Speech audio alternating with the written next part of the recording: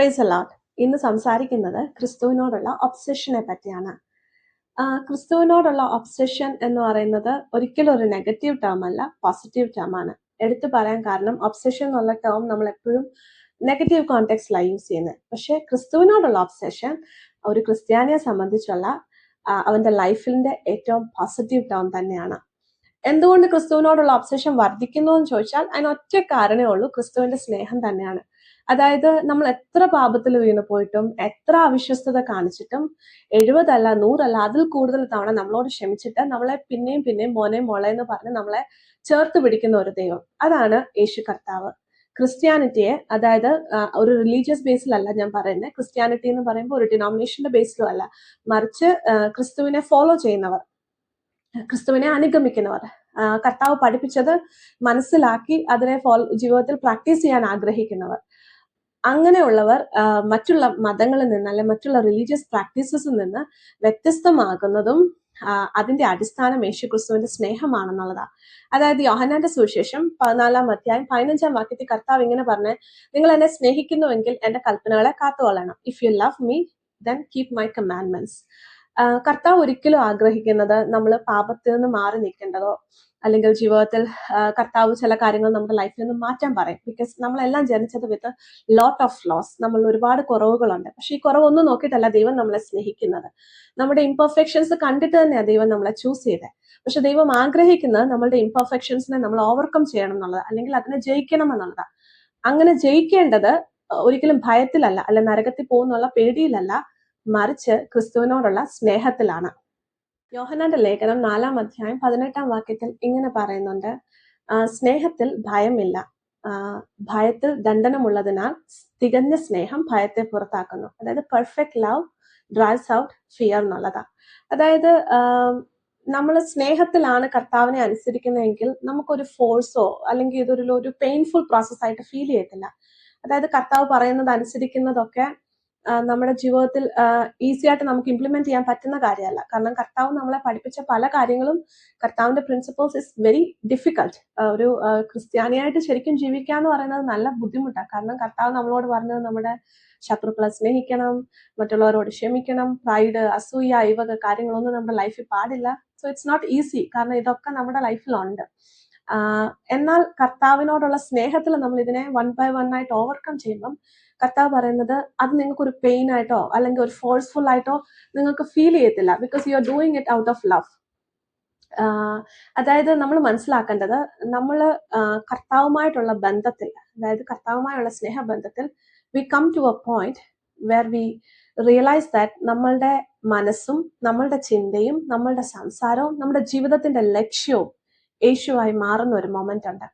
അതുകൊണ്ടാണ് മർക്കോസിന്റെ സുവിശേഷത്തിൽ ഇങ്ങനെ പറഞ്ഞത്, നിങ്ങളുടെ ദൈവമായ കർത്താവിനെ നിങ്ങൾ പൂർണ്ണ ഹൃദയത്തോടെ, ആത്മാവോടെ, മനസ്സോടെ, ശക്തിയോടെ സ്നേഹിപ്പിന്ന പറഞ്ഞത്. സോ അവിടെ എല്ലാം കൊടുക്കുന്നുണ്ട്, ഹൃദയം കൊടുക്കുന്നുണ്ട്, ആത്മാവ് കൊടുക്കുന്നുണ്ട്, മനസ്സ് കൊടുക്കുന്നുണ്ട്, ശക്തി കൊടുക്കുന്നുണ്ട്. And that is total devotion. And that is the moment you are obsessed with Christ. In this moment we don't expect anything. അതായത് ഒന്നും നമുക്ക് ലഭിക്കത്തില്ല, but we only expect one thing, നിത്യതയിൽ കർത്താവിനോട് കൂടെ ഇരിക്കാൻ പറ്റുന്ന ആ ഒരു മൊമെന്റ്. അല്ലെങ്കിൽ കർത്താവ് നമ്മളെ വിളിക്കത്തില്ലേ, നല്ലവരും വിശ്വസ്തനുമായ ദാസനെ, ദാസിയെ എന്നുള്ള കർത്താവിൽ നിന്നുള്ള ആ വിളിക്ക് വേണ്ടിയിട്ടാണ് we are taking this effort. അതായത് കർത്താവിനെ ഒന്ന് മുഖാമുഖം കാണണം. ഇന്ന് നമ്മൾ വിശ്വാസത്താൽ കാണുന്നു, അന്നോ ഞങ്ങൾ മുഖാമുഖമായിട്ട് കർത്താവിനെ കാണാൻ വേണ്ടിയിട്ട് ആ ഒരു ഓപ്പർച്യൂണിറ്റി നമുക്ക് മിസ് ആവാതിരിക്കാൻ വേണ്ടിയിട്ടാണ് we become obsessed with Christ, അല്ലെങ്കിൽ നമ്മൾ കർത്താവുമായിട്ടുള്ള സ്നേഹബന്ധത്തിലായിത്തീരുന്നത്. ബൈബിളിൽ എനിക്ക് ഫേവറേറ്റ് ആയിട്ടുള്ള 2 ആൾക്കാരുണ്ട് കർത്താവുമായിട്ട് അത്ര ഒബ്സസ്ഡ് ആയത്. ഒന്നൊരു സ്ത്രീയും ഒന്നൊരു പുരുഷനുമാണ്. ഒരാള് സ്ത്രീ എന്ന് പറയുന്നത് മഗ്ദലക്കാരത്തി മറിയാണ്, പുരുഷൻ എന്ന് പറയുന്നത് പൗലോസ് ആണ്.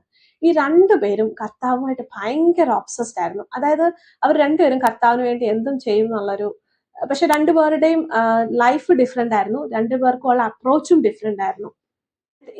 മഗ്ദലക്കാരത്തെ മറിയെ പറ്റി പറയുകയാണെങ്കിൽ പുള്ളിക്കാരിയുടെ ലൈഫ് ഒന്ന് നോക്കുകയാണെങ്കിൽ പുള്ളിക്കാരിയുടെ ഉള്ളില് 7 ഡിമോൺസ് അല്ലെങ്കിൽ 7 ഭൂതങ്ങൾ ബാധിച്ചിരുന്നു. അതുകൊണ്ട് തന്നെ 7 ഭൂതങ്ങളുമായിട്ട് ഒരു സ്ത്രീ ജീവിക്കുമ്പം അവളുടെ ലൈഫ് അത്ര ഈസി ആയിട്ടുള്ള ലൈഫല്ല. അവൾക്ക് ഒത്തിരി ഒപ്രഷനും പെയിനും ഒക്കെ ഉണ്ട്. എന്നാൽ അവളുടെ ലൈഫിൽ കർത്താവിനെ കണ്ടുമുട്ടുന്നു, കർത്താവ് അവൾക്ക് ഡെലിവറൻസ് കൊടുക്കുന്നു. കർത്താവിന്റെ ശുശ്രൂഷ കാലഘട്ടത്തിൽ കർത്താവ് ഒരുപാട് പേർക്ക് അത്ഭുതങ്ങൾ ചെയ്തു കൊടുത്തിട്ടുണ്ട്. യേശുപ്പച്ചൻ ഒരുപാട് പേരെ സൗഖ്യമാക്കിയിട്ടുണ്ട്, ഒരുപാട് പേരുടെ ഭൂതങ്ങളെ പുറത്താക്കിയിട്ടുണ്ട്, മരിച്ചവരെ ഉയർപ്പിച്ചിട്ടുണ്ട്. അങ്ങനെ ഒത്തിരി മിറാക്കിൾസ് കർത്താവ് ചെയ്തിട്ടുണ്ട്. അതേപോലെ ഒരു ഡെലിവറൻസ് കിട്ടിയ ഒരാളായിരുന്നു മഗ്ദലക്കാരത്തി മറിയ. എന്നാൽ ഒരുപാട് പേര് അത്ഭുതങ്ങൾ കണ്ടിട്ടുണ്ടെങ്കിലും എല്ലാവരും ഒന്നും കർത്താവിനെ അനുഗമിച്ചിരുന്നില്ല. എന്നാൽ മഗ്ദലക്കാരത്തി മറിയ കർത്താവിനെ പിന്നീട് അനുഗമിക്കുന്നുണ്ട്. അതായത് ലൂക്കോസിന്റെ സുവിശേഷത്തിലൊക്കെ നമുക്ക് കാണാൻ പറ്റും, കർത്താവ് പോകുന്ന സ്ഥലങ്ങളിലൊക്കെ മഗ്ദലക്കാരത്തി മറിയയുടെ പ്രസൻസ് ഉണ്ട്. അതായത് പ്രീച്ച് ചെയ്യാൻ പോകുന്നിടത്ത് ശുശ്രൂഷയിൽ കൂടെ ഇവളും കൂടെ പോകുമായിരുന്നു. എന്നാൽ അത് കഴിഞ്ഞിട്ട് കർത്താവിനെ അറസ്റ്റ് ചെയ്യുന്നു. അത് കഴിഞ്ഞിട്ട് കർത്താവ് ക്രൂസിഫിക്കേഷനിലേക്ക് പോകുന്നു. ആ സമയത്ത് സത്യം പറഞ്ഞാൽ ഡിസൈപ്പിൾസ് ആണെങ്കിലും ഒരുപാട് പേര് ഓടി മാറിപ്പോയിരുന്നു. എന്നാൽ അവിടെയൊക്കെയും എവിടെയും ഓടി മാറിപ്പോകാത്ത ഒരേ ഒരാള് മഗ്ദലക്കാരത്തി മറിയായിരുന്നു. ക്രൂസിഫിക്കേഷന്റെ മുഴുവൻ പ്രോസസ്സിലും അവളുടെ സാന്നിധ്യം അവിടെ ഉണ്ടായിരുന്നു. ഇതിലെല്ലാം അപ്പുറമായിട്ട് കർത്താവ് പറഞ്ഞിരുന്നു, ക്രൂസിഫിക്കേഷൻ കഴിഞ്ഞ് 3 days കഴിയുമ്പോൾ ഞാൻ ഉയർത്തെഴുന്നേൽക്കുമെന്ന് പറഞ്ഞു. നമുക്ക് കാണാൻ കഴിയും യോഹന്നാന്റെ സുവിശേഷം 20-ാം അധ്യായത്തിൽ മഗ്ദലക്കാരത്തി മറിയ ആഴ്ചവട്ടത്തിന്റെ 1-ാം നാള് രാവിലെ കല്ലറയ്ക്കലേക്ക് ഓടും. കല്ലറയ്ക്കൽ ഓടുമ്പം അവിടെ ചെന്ന് നോക്കുമ്പോൾ അവിടെ കല്ലറയുടെ കല്ല് ഉരുട്ടി മാറിയിരിക്കുന്ന കാണും. കർത്താവിന്റെ ശരീരം അവിടെ ഇല്ല എന്നുള്ളതും അവൾക്ക് മനസ്സിലാവും. അവൾ ഇമ്മീഡിയറ്റ്ലി അത് ഓടി വന്നിട്ട് പത്രോസിനോടും മറ്റൊരു ശിഷ്യനോടും വന്ന് പറയും. അപ്പം ഈ പത്രോസും മറ്റൊരു ശിഷ്യനും ഇവളോടൊപ്പം പിന്നെ കല്ലറ വന്ന് നോക്കും അവിടെ ശരീരമുണ്ട്. അപ്പൊ ഇവർക്കും മനസ്സിലാവും ഇവിടെ കർത്താവിന്റെ ശരീരമില്ലാന്ന്. എന്നിട്ട് അവർ രണ്ടുപേരും തിരിച്ചു മടങ്ങിപ്പോകും. പക്ഷെ ഇവള് മാത്രം മടങ്ങി പോകത്തില്ല. ഇവൾ അവിടെ കല്ലറയുടെ ഫ്രണ്ടിലിരുന്ന് കരഞ്ഞുകൊണ്ടിരിക്കും.